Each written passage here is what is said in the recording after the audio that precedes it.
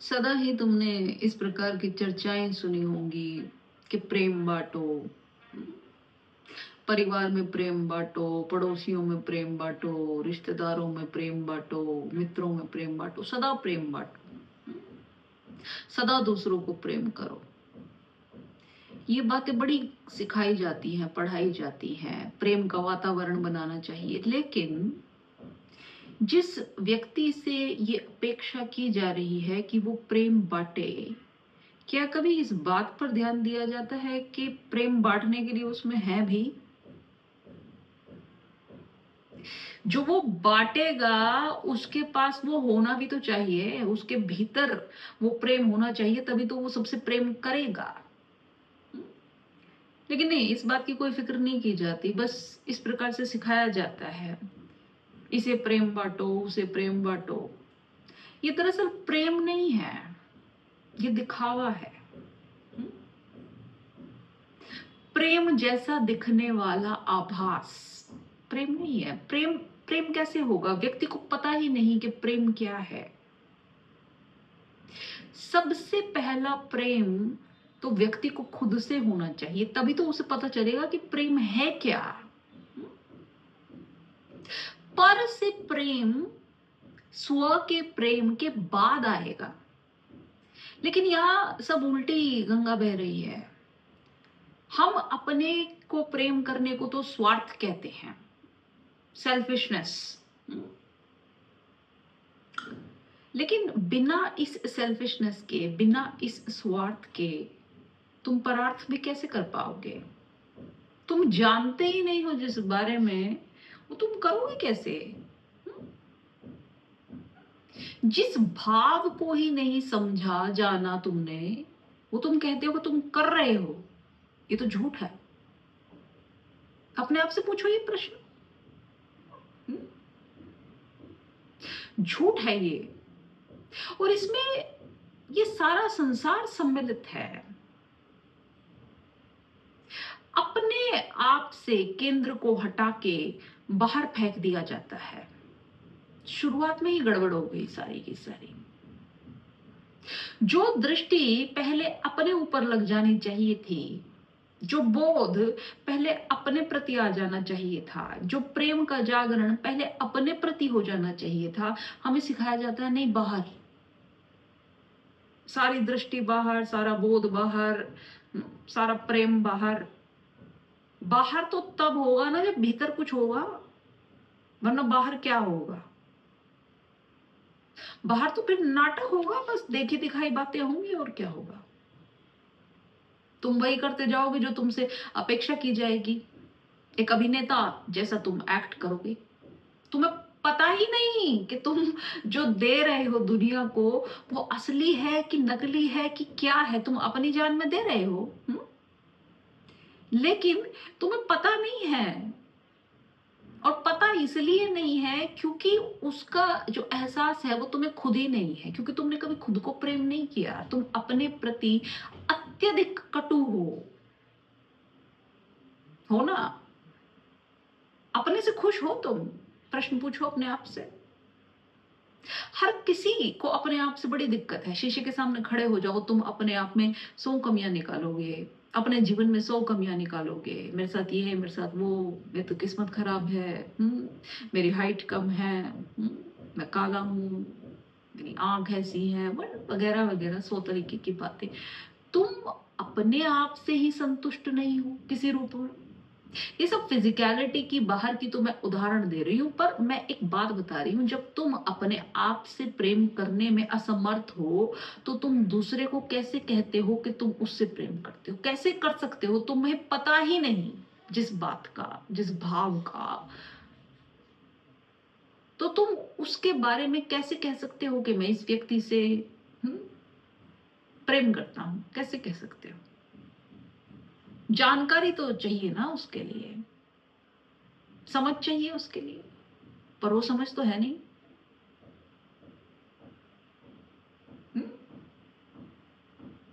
और अगर कोई व्यक्ति ये कहे भी कि नहीं, मैं तो अपने आप से प्रेम करता हूं, तो लोग उसको बहुत कोई अच्छी नजर से नहीं देखेंगे।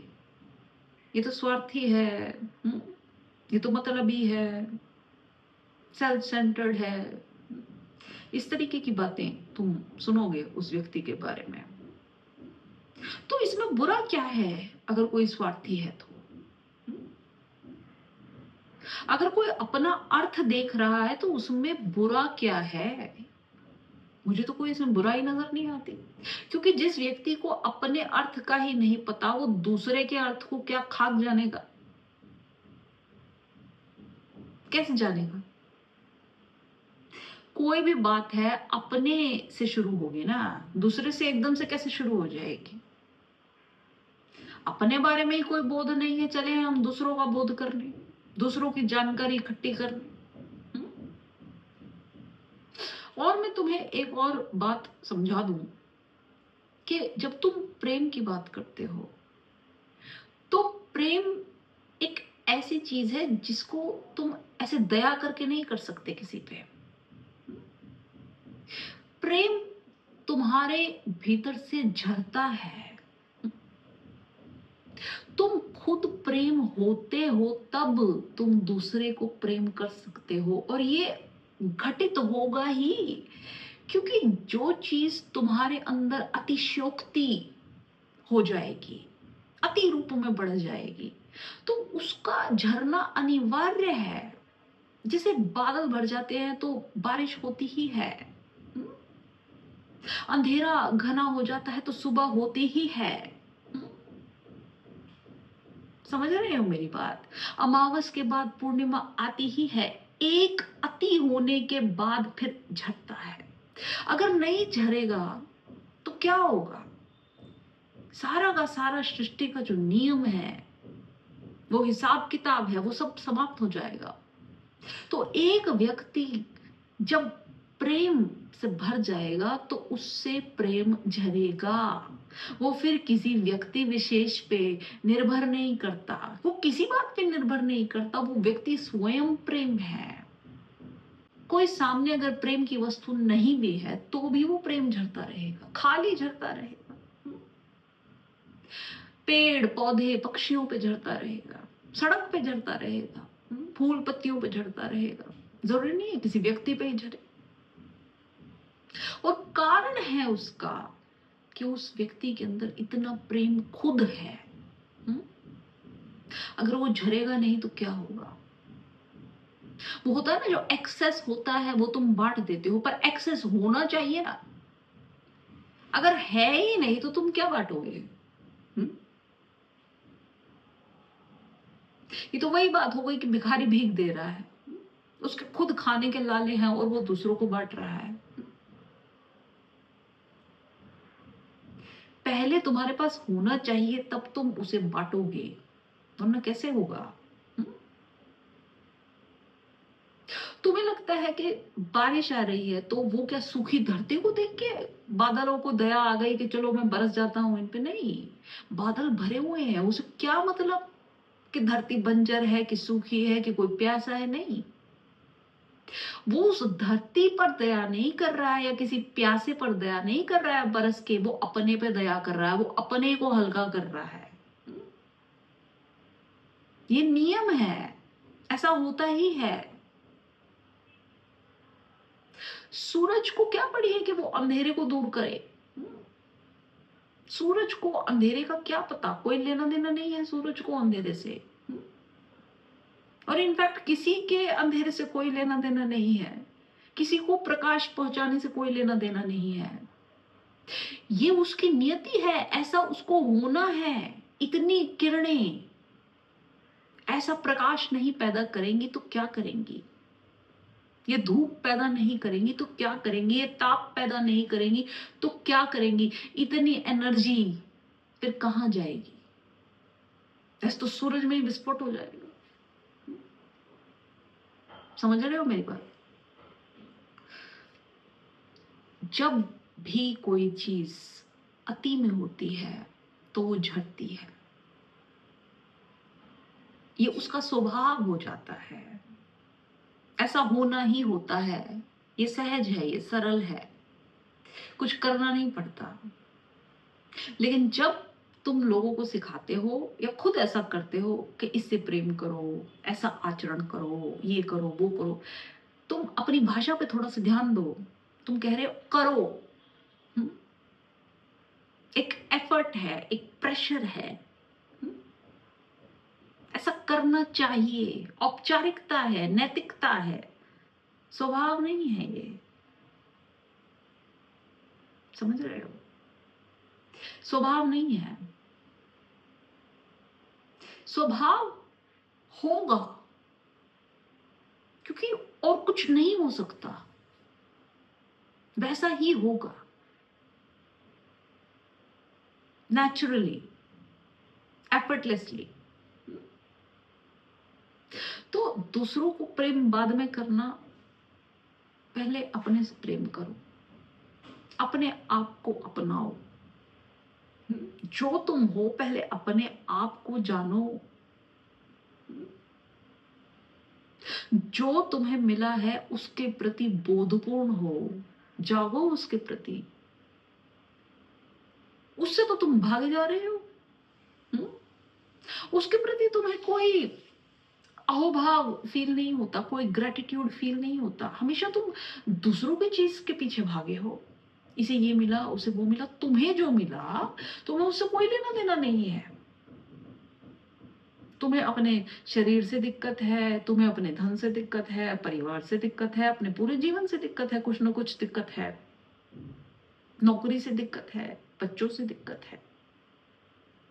जो दूसरे को मिला है वो सब बढ़िया है, फिर उस दूसरे को अपने जीवन की परिस्थितियों से परेशानी है।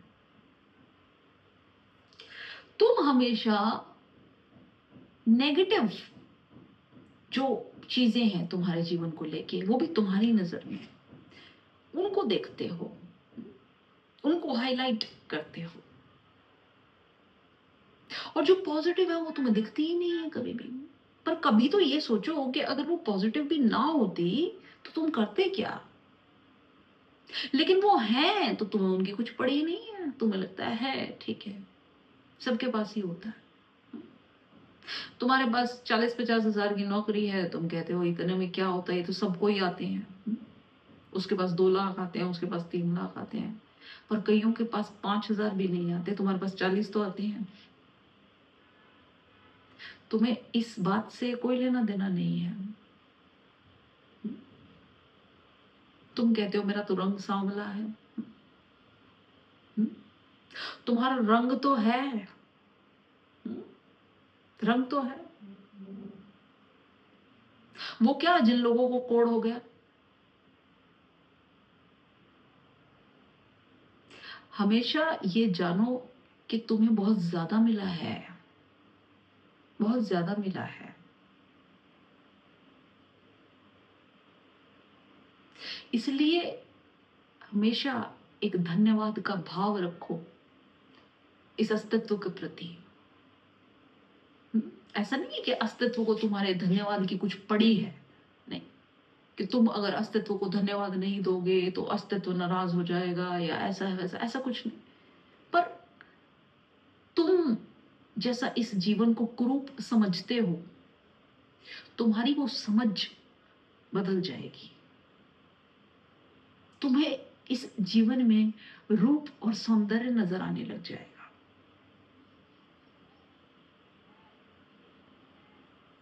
जीवन में जो विधायक है उसे देखो, निषेध तुम्हारी दृष्टि है सिर्फ, और कुछ नहीं।